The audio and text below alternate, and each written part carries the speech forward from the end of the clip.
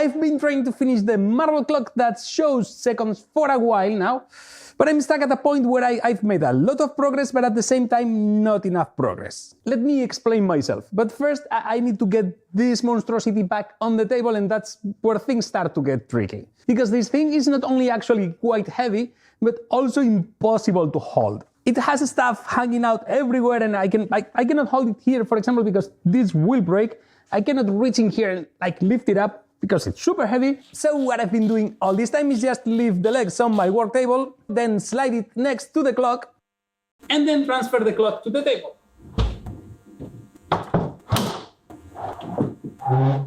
Which is sketchy, to say the least.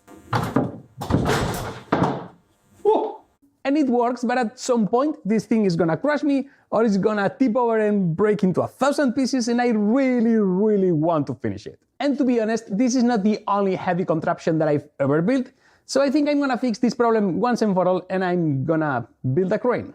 I got these 6-meter long tubes that are cheaper but also more difficult to work with, but either way I managed to make some decent cuts, and as it's going to be easier now, I made the holes for the rear casters and the holes and the cuts for the front wheels.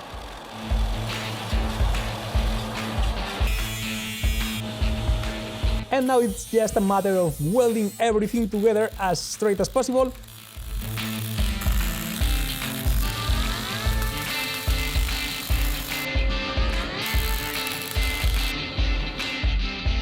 Straight enough. With a couple of reinforcements, and now it just needs a little bit of sanding and paint.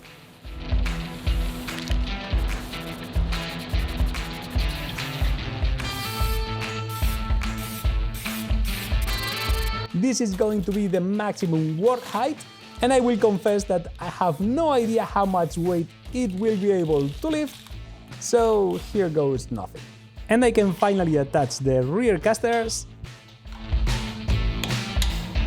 and the front wheels. And it's time to set it up right, which is, well, it's a bit tricky. I will use this winch as the lifting mechanism.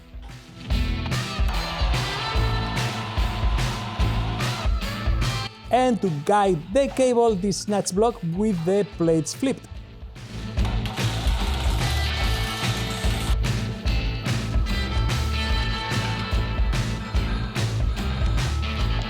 And I added this battery socket in here, so I don't even need to worry about wires. I added a few 3D printed parts to make the wiring cleaner, and it's finished. Just in case, I made the base wide enough so I can fit an entire pallet in here, and the winch is rated for 1.3 tons, and I have a couple of extra holes in there just in case I need to move the pulley backwards, just in case I need to move the cable closer to the center of the base. And it can lift me, which is not nothing. And I made it low enough to fit under most of the stuff in my shop, which gives me a great opportunity to try something.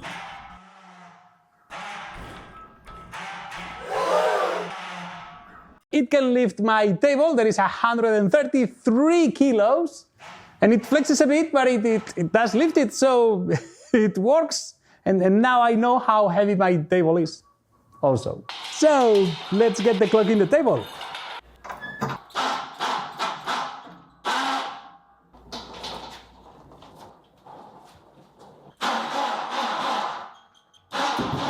Well, that was easy, and now I have a crane. And now with the marble clock on the table, let me explain you what the issue actually is. The goal of this project is to get a new digit in here every second. A digit is made out of 15 white and black marbles, which means that I need to supply an equal amount of marbles through these ramps every second. And when the entire clock is finished, that will be solved because it will get the marbles from the original clock. But right now, I cannot do that because I don't know if this is working. So right now, I need a temporary way of getting about 900 marbles a minute in here, and that is a lot. And even though a while ago I built this marble separator, that's only good to transform this into this. But I also need a way to lift the marbles all the way back to the input ramps And as I need to test for as long as possible, it has to be really fast. And to separate the marbles really quickly, I've been thinking that instead of using a solenoid, I could be using a stepper motor.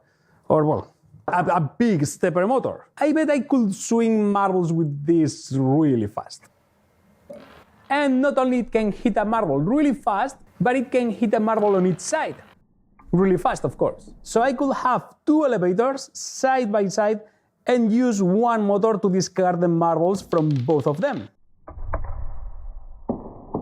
It looks like this could work. This can hit two marbles in just about 20 milliseconds, so it would only take 300 milliseconds to hit 15 marbles. So I think this is a good one to try and make it work. Right now I'm positioning this by hand before every test, but ideally I would like to use an end stop for that. So I will need to add a fin in here for that, and also this is gonna be hitting a lot of marbles per second, so I would love to have it made out of a stronger material. So it's time for today's video sponsor, PCBWay. I designed a new marble heater and uploaded it to PCBWay.com. As always, checked if everything was correct, added the right amount, selected aluminum as my material of choice, and placed the order. And as always, the parts got here in no time and the quality is amazing. And you can get your parts made out of other cool materials like titanium and tool steel. And PCBWay not only does 3D printing, they also do CNC machining, injection molding, and a lot more. As you can see, the process is super easy and the quality is top notch. So give PCBWay a try following the link in the description, and now let's make a double elevator for this thing. To make the elevator chain link, I just need to join about 90 elevator links, which takes a while. As I've designed the links on the chain to be offset, I have now more time to check which marble is on each side and also to eject it, so we can hopefully go really fast. And now I need a frame for this. So I will join the guides for the links with this 3D printed plate, and I will cut a couple of extrusions to mount it, and I will then add the brackets for the motors at the bottom, the top idler that is designed in two halves,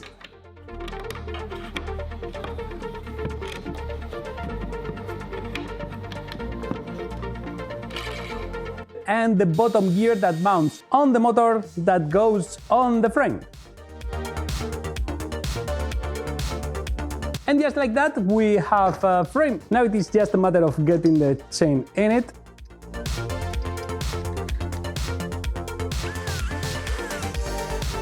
And just using the extrusions, I will just tension it. These side plates have guides for the screws, so the elevator links can basically only move up and down.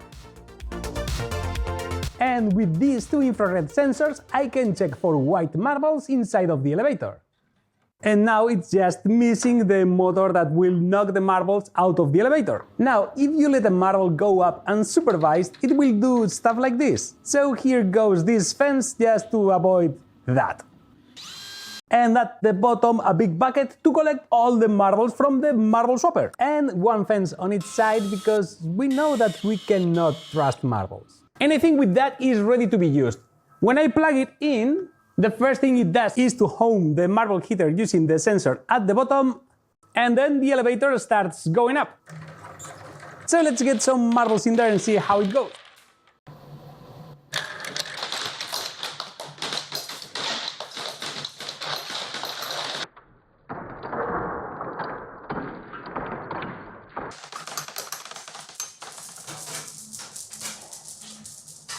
I think it works. We can put it on the clock now. The sorter is supposed to go in here to pick up the marbles from the swapper, but I'm not sure if I can get it in without disassembling something. But I will try.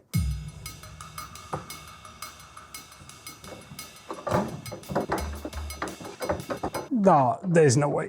There is no way. I'm gonna try again removing the bucket. Yes. There you go. and now that it's fixed, I can get the marbles from the marble swapper all the way to the top, separated between white and black marbles, and now I need a way to get them all the way to here.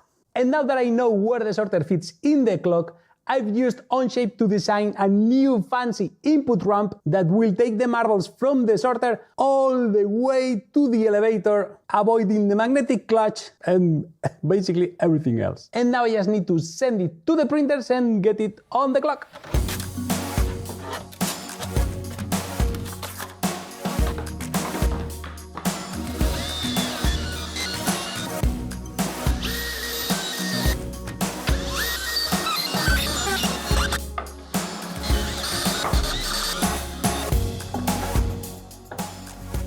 And this is most of the ramp that connects the elevator sorter to the clock, because I'm missing this.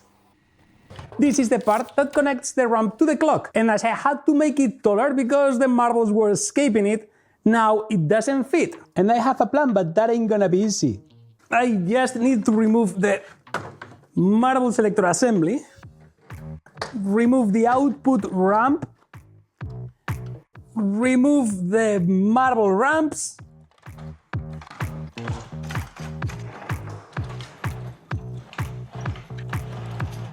remove the elevator chain without pinching myself, remove the main bracket, and assembling a new main bracket that this time made in different sections, just in case I need to do more modifications. And this one is way easier to assemble, which is also nice. And at last I have a place to attach the ramp. And now I just need to put everything back in reverse order. Easy.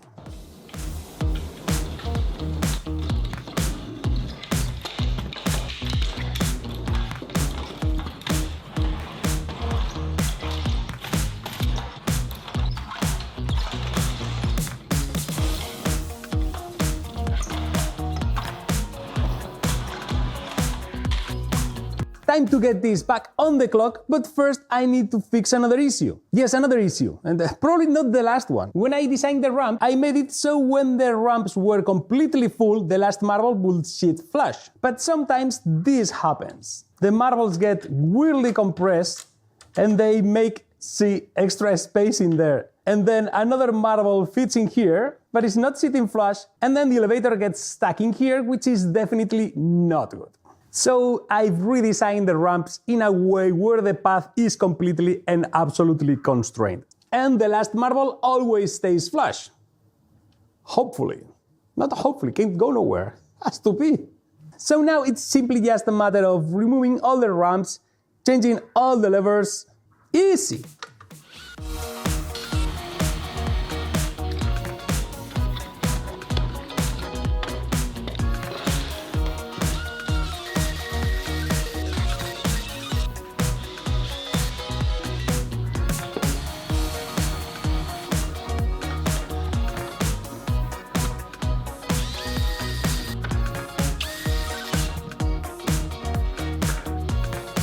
And just like that, it's ready to go back in.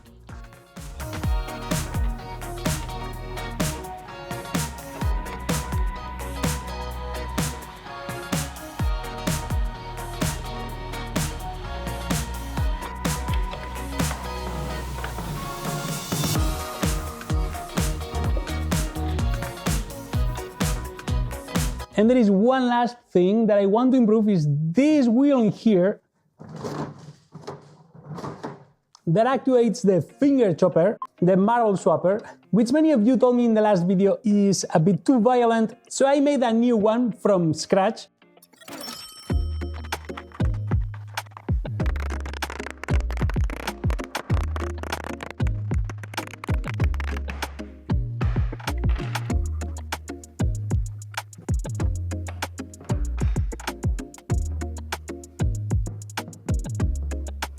And this one has softer angles, hopefully making it run smoother.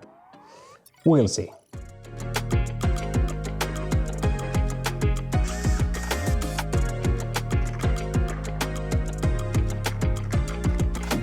And at last, I'm ready to install the ramp. I've added a support here because this thing is huge. So let's do this.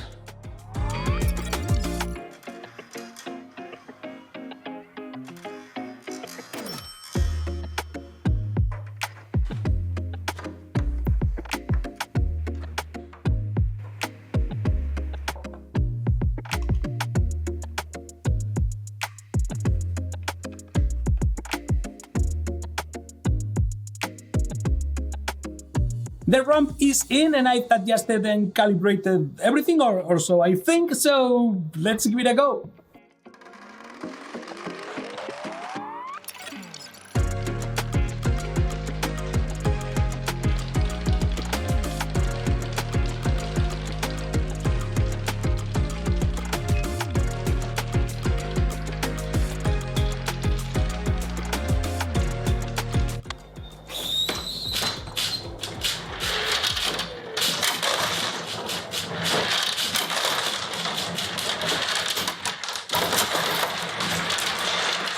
I can say that the marble sorter thingy is working correctly because I've been able to do more tests in a couple of days than like in a year.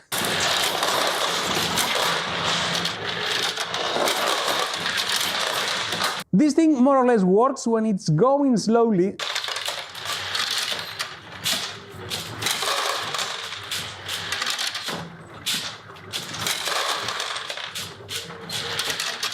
But it seems that the timing is heavily dependent on the speed of the clock. Marbles take time to get here, so the gate release mechanism has to be synchronized with the marble swapper depending on the speed. Or you could end up with a release gate into halves. And I can tell you that this clock isn't exactly an example of DFM. Swapping this took a while. And then the elevator dropping marbles on the selectors, also it's depending on the timing of the selectors releasing the marbles. Who would have thought that timing is important in clockmaking? Obviously it works better when it's going slow.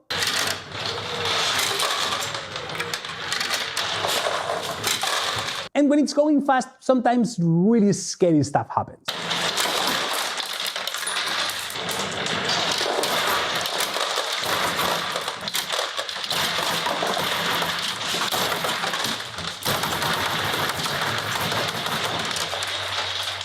Yikes. But either way, now I can make the clock run at full speed, so I can tune and fix everything. So hopefully in the next video we will see this working at 1 cycle per second, and we can keep going on with the clock. So don't forget to subscribe so you don't miss it. And as always, thanks a lot to all my Patreons and members. Thank you. And now please go and make something!